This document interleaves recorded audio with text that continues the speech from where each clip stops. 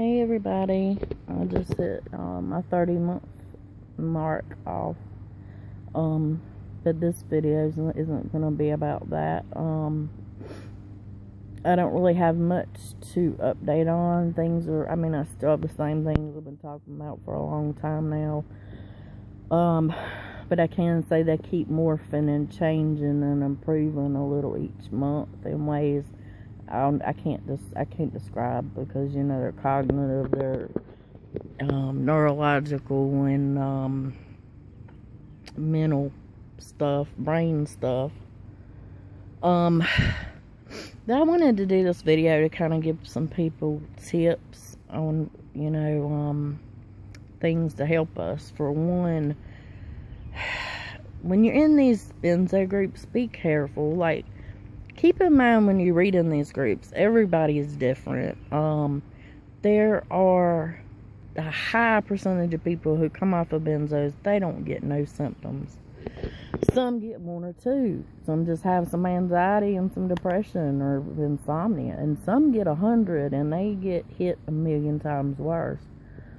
But those of us that get hit the most severe are a very minor percentage. So what you read in these groups, don't be scared of.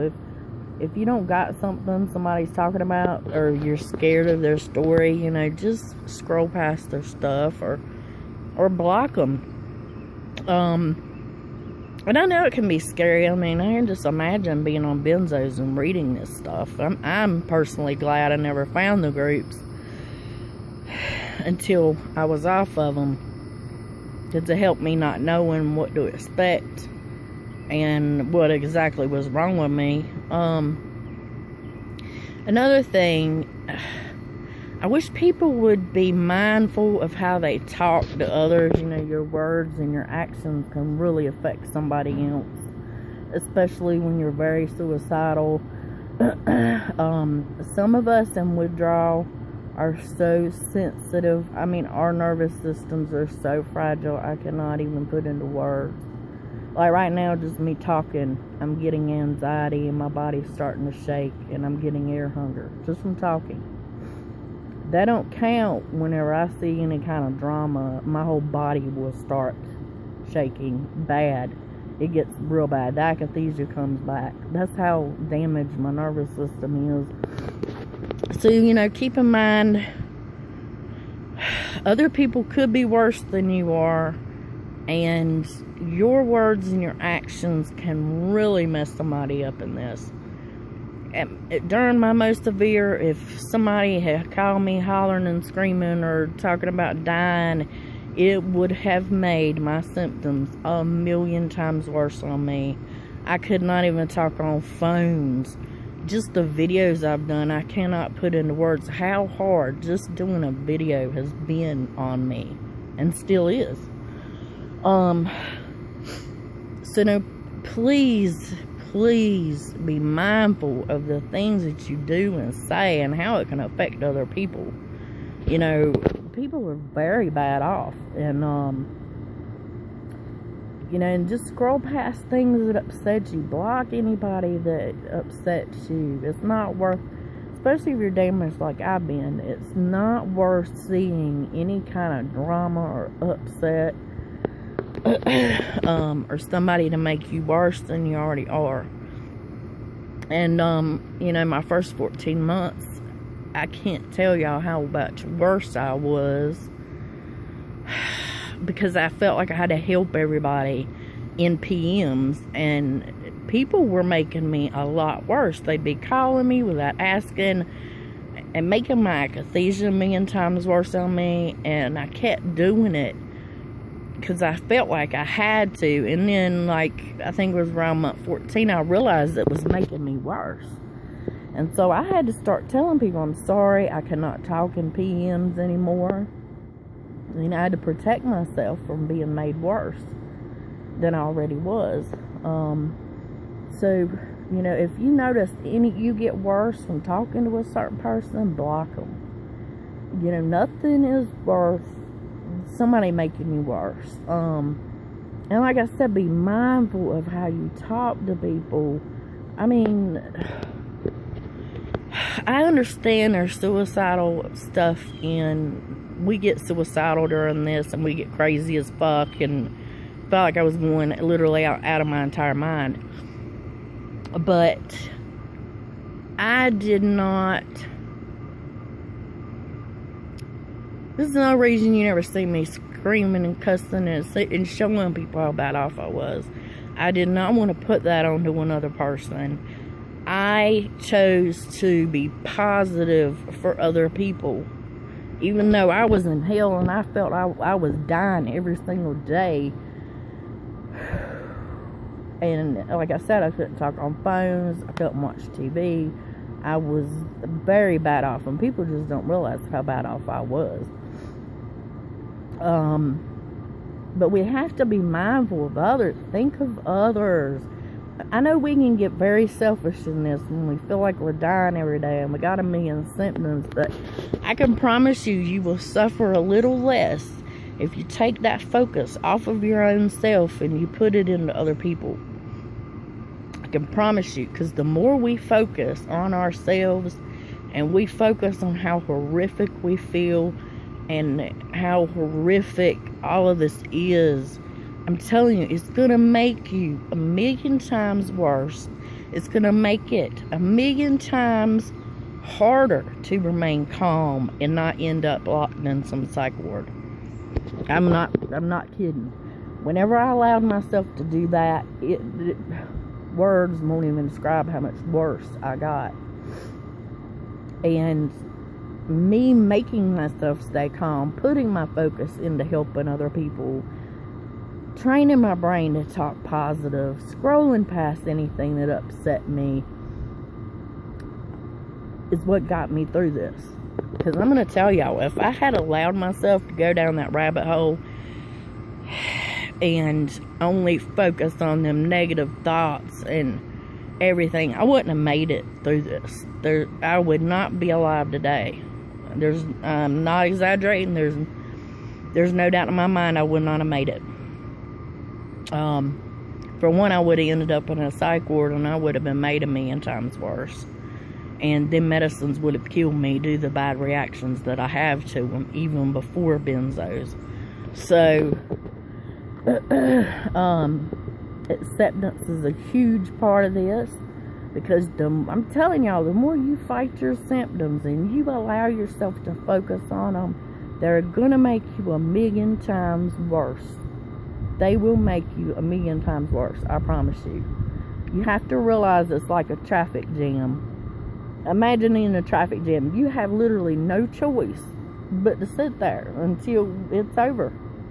And you can either kick and scream and holler and fight, or you can just turn on that music and distract until it's over.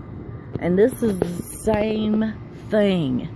I mean, even though it's a million times more horrific, but think about it. You know, there's no way out of this. There's nothing we can take. There's nothing we can do. We just something we have to go through. And darn it, it was something important I was going to say, and it just went out in my head. But we have to stay distracted from this. Whatever you can do from the minute your eyes open, just keep distracting every day. Focus on positive things. Do not let yourself read the permanent damage stuff, the never gonna heal stuff, and then when you're suicidal, don't feed them thoughts by reading suicidal stuff and death and euthanasia. We have a choice to listen to these thoughts or distract from them. And the more you distract, yeah, the thought will still be there, but by distracting, it's not going to be the severity that it is when you allow yourself 24/7 to just, okay, I'm going to just keep thinking about this thought right now. I'm not trying to distract. I'm not going to try to fight it. I'm just going to keep thinking about it. You have to learn to distract from it. Realize this is a lie. This is withdrawal. I'm gonna be okay. I have felt this. I've thought this before. Did I die? No. Am I still alive? Yeah. Focus on every little symptom that leaves you. I don't care how small it is. Remind yourself of every little one that left you, and tell yourself, okay, those left me. This that I have right now is going to lead me to. And it does get better, but it takes a lot of time for some of us. But we have to learn to cope in this. And we have to be mindful of what other people are also suffering. And don't go and make them worse by overwhelming them with our problems. We have to realize the other person's suffering too. Okay? Another thing I would say, if you're talking to somebody and they're only about themselves and they can't help you too, get rid of them. They will bring you down. There's some me people out there that are just focused on themselves. They will not help nobody else. They just want you to be on speed dial just for them, and they don't care what you're going through. You don't need the me people in your life. You need people who are going to help you, lift you up, and you do the same for them. And those are the people you want in your life during this. Get rid of everybody else. Anybody that's going to bring you down, scare the hell out of you, just get rid of them. Block them. It's not even worth arguing with anybody in this, because especially for those of us really damaged, I'm telling you, it makes me a million times worse just to read it. That's not even with me involved in it. That's when you don't see me in a bunch of this crazy drama shit that goes on in these groups, because I'm too damn sick. It will fuck me up. I can sit here and my body be completely calm. I don't feel no anxiety, no internal akathisia. I got my other brain shit, but that's it, you know, my fatigue stuff. But you let me read that shit, my whole fucking body starts going like this. My hand will start twitching so bad I can't even type. I can't even text. That's how bad that shit fucks me up. And it's how bad it can mess you up too. So start paying attention, and if somebody's making you worse, get them out of your life. It's not worth it at all. And like I said, don't be scared of the stories you hear. I came off before and I didn't have none of this shit. That's why I'm so bad now, because I've come off before. So don't be scared of what you hear, and protect yourself through this. Accept, and distract. And positive. I mean, I know it's hard as hell. Trust me. I had to teach myself how to do this. I was the most negative, horrible, miserable person on the planet before this. And now I'm just positive. I've retrained my brain to do it. And that's what you got to do. But I love you guys. I'm going to get off of here. Y'all take care of yourselves.